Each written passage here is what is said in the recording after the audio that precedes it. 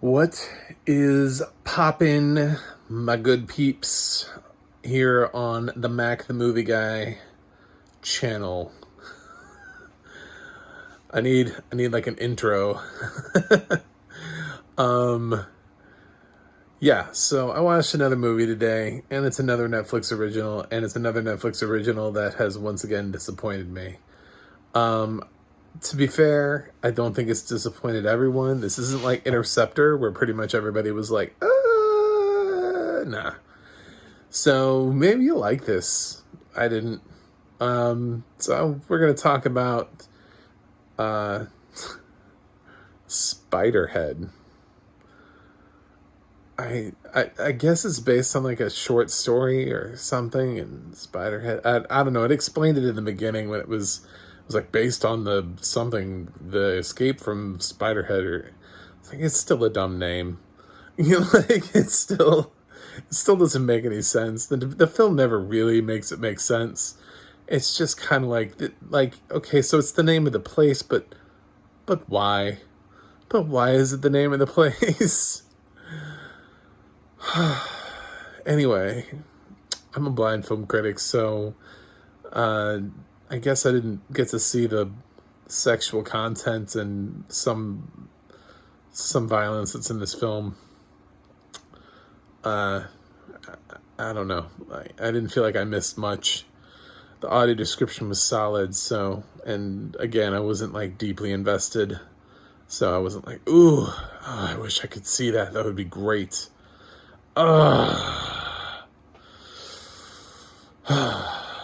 Anyway, this is like pretty much like a one location thing. It's set in a world where I don't even know what world this is set in. I feel like this is supposed to be current day because of like technological advances and stuff that we've made. But there's a scene where like Chris Hemsworth, like he's like listing off, like he thinks he's going to be interviewed by journalists, and like he lists off people like Mike Wallace, and it's like, and the guy's like, they're dead, and he's like, oh, it's hard to keep track. It's hard to keep track of journalists who are alive or dead. Like, how out of touch are you with reality to not even be able to name one live journalist? One who isn't ancient. What year is this? Where are you? Have you been living in a cave?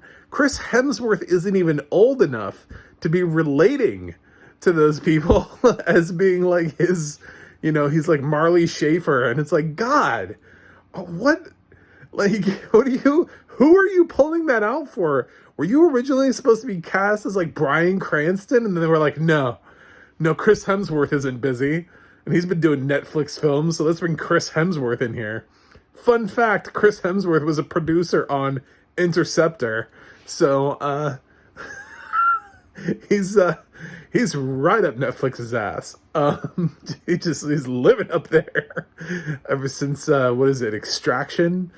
So I don't know. I guess if Netflix calls him up, he's like, yeah, I'm good. I need to do things that are not Thor. So anything that Netflix needs me for, I'm done. I'm there. Remember, I know we're all like super hyped about Joseph Kosinski because he just did Top Gun Maverick, but this film released like 4 weeks after Top Gun Maverick. They didn't shoot this film in that window of time. Like, these people, nobody agreed to this film thinking that Top Gun Maverick was going to be the massive sensation that it was. It's possible that this was made after Top Gun Maverick and that Miles Teller signed on to this after Joseph Kosinski was like, dude, I really liked working with you. Come do this other movie for me. And he was like, sure, done. But no, the others, they were like, I hope that film does well, but I know a lot of people were really hesitant about a sequel that old, so I don't think anybody was thinking that Spiderhead was going to be the the film that was going to jumpstart their careers. So this film is about, just to like fast track this, so like people, when they get sent to prison, some people get offered the opportunity to go to this other prison where it's not really even like a prison. It's kind of like summer camp. and they get to sign up, but they have to participate in these drug trials. And it's these drugs that make you like happy, sad, horny, hungry, whatever. You have this thing that's attached to you, and they inject you with medication. Oddly enough, Chris Hemsworth always looks for consent when doing this, but at the same, and he's trying to maintain this like bro like relationship with all the people there, and they all sort of have this ability to kind of like walk around, and they have rooms, and it doesn't really feel like a jail, and it's co-ed, so they can mingle. It's just sort of like a nicer facility that they get to be in. And Miles Teller's kind of like our main character, and he kind of has a thing for Journey Smollett, who's like third billing to Chris Hemsworth behind Miles and Chris. So that's pretty much all you need to know. There's a couple other random prisoners, but they don't take up nearly the screen time. And we just kind of focus on those. The film just sort of evolves with them taking drugs, and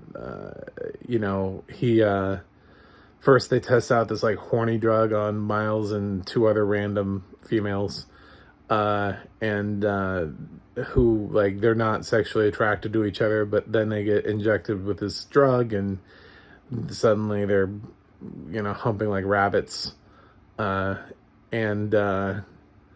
then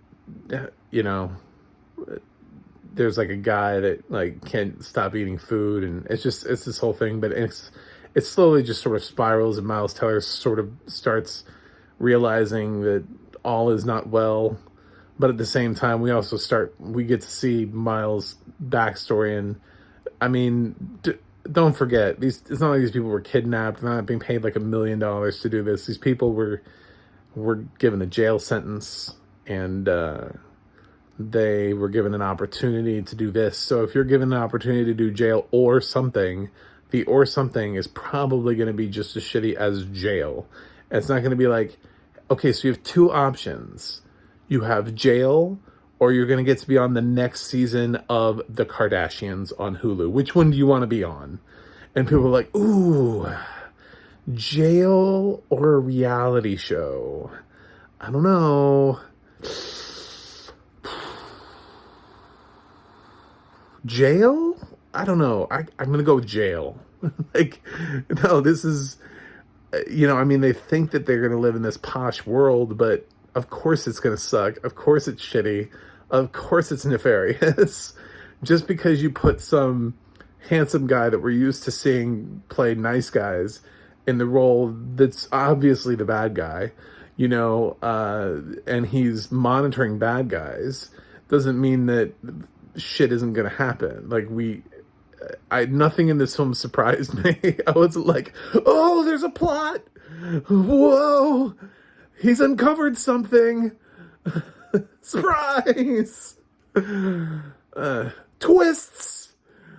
I was never like, nothing blew my mind. The most surprising reveal of the thing was the fact that Journey Smollett lied about the reason why she was in jail, and that gets kind of like revealed. I won't reveal what that is, what the original, what that other thing is, but she gets sort of pushed to a point where she has to reveal what she originally told Miles was not true, while they're in love, and will he accept her anyway? And it just kind of reminds you that these people are there because they're shitty people, and you're not really supposed to be rooting for them. What Miles did was stupid. I mean, like, he got himself there legitimately. There's nobody who's going to watch what Miles did and be like, yeah, we really need to be rooting for this guy to get out of jail. Like, at no point was I like, yeah, I really hope he gets out of jail soon. I want this dude back in the real world. And then after I heard what Journey was in for, I wasn't like, oh, please free her too. Let's get these let's get these people back. No, I mean, I think that's why they do this with expendable, the idea that these people are expendable, that they've done something terrible and they can't be redeemed. I mean, I don't think that they should be necessarily put through the ringer like they are here, and there are some characters that are put through the ringer more than other characters, and we don't know what everybody did. So maybe some other people just had some weed on them or something. I don't know. But it's funny that the two main characters that we're supposed to root for the most, I think the majority of the audience is going to go, yeah, I don't know that freedom is the answer for these guys. I don't know if freedom is what I want for them. Maybe we could just like end the project and move them to normal jail where they can finish out their sentences. I feel like that's probably what should have happened in the first place. Maybe government shouldn't outsource and give people to this weird company run by Chris Hemsworth and apparently like no one else, like one dude. Like it's just Chris Hemsworth and this guy. I don't know, like where's his team? Like how does he get away with having like not like a massive team of people? Where are the other scientists? Where are the other people? This film is so weird to me. There were just so many choices that I would never have made. And it always kept me at arm's length from this film because I was just like, I couldn't get into it. I was like, what's going on with this film? And I was like, of all the people you cast as a scientist doctor person is Chris Hemsworth? That was your top choice for that role.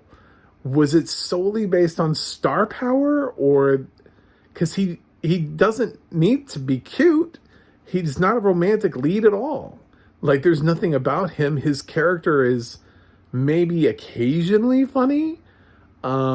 He's got like a couple one-liners, but he's pretty much playing this somewhat straight. So I just don't know why they went with somebody like Chris Hemsworth, who is generally known for playing dumb characters. I mean, if we look at his career, Thor's not the most intelligent person in the world.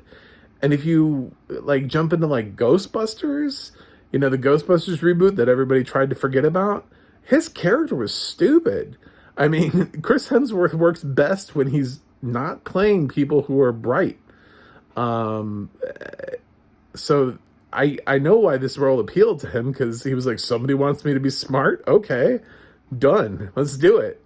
But at the same time, it did kind of make it be like, how is this guy in charge? I could, maybe if he was like a guard or something that was part of team bad, but I don't know. It's very weird. I almost feel like I could have believed it more if the roles were flipped between Chris and Miles, if Miles had been the scientist and Chris was in Miles's place. I feel like the film could have almost worked better. Anyway, yeah, I wasn't a big fan of this. Just a lot of choices that I wouldn't have made. I think the other interesting choices were somewhere else, and they kept making the uninteresting choices and kept going in a different direction. And it kind of fell flat for me. If anything, this just shows me that Joseph Kosinski, when he doesn't have Tom Cruise breathing over his neck, might not be the best director that everybody thinks he is.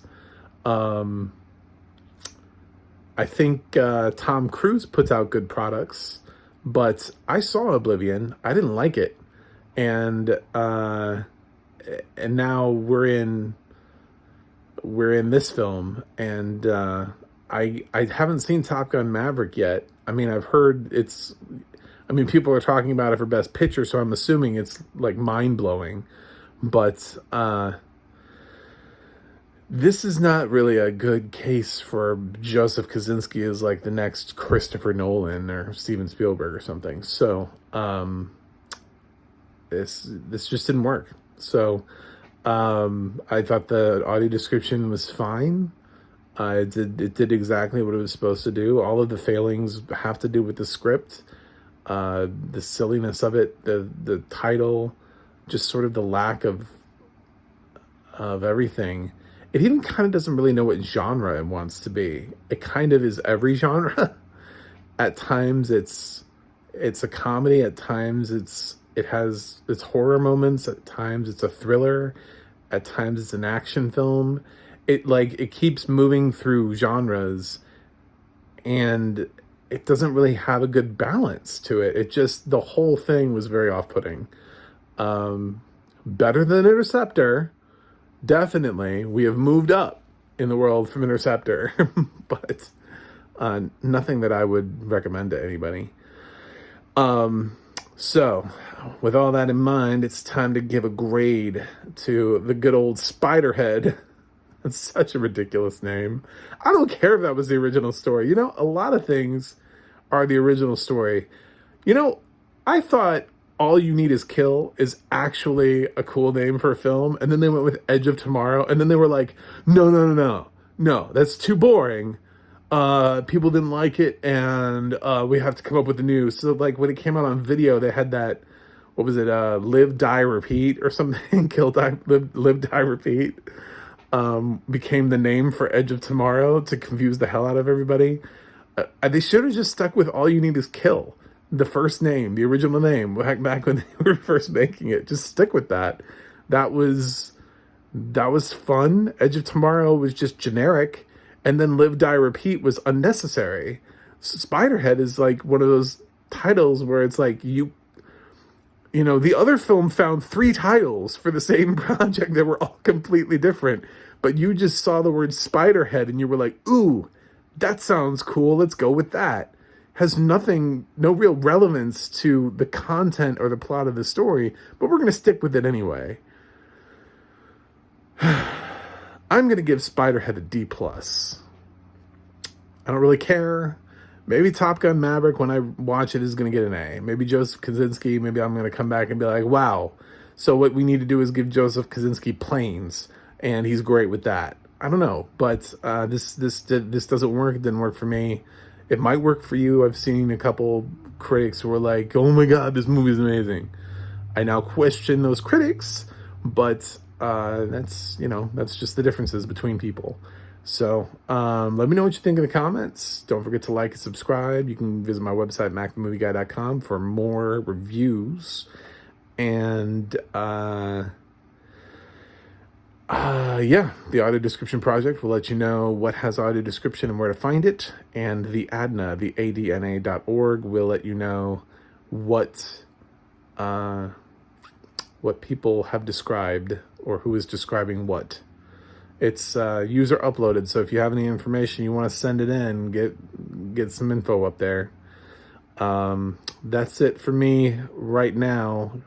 Gotta go watch more movies that drop this weekend. Good God, like every streaming service had a new movie. So I will see you in the next review.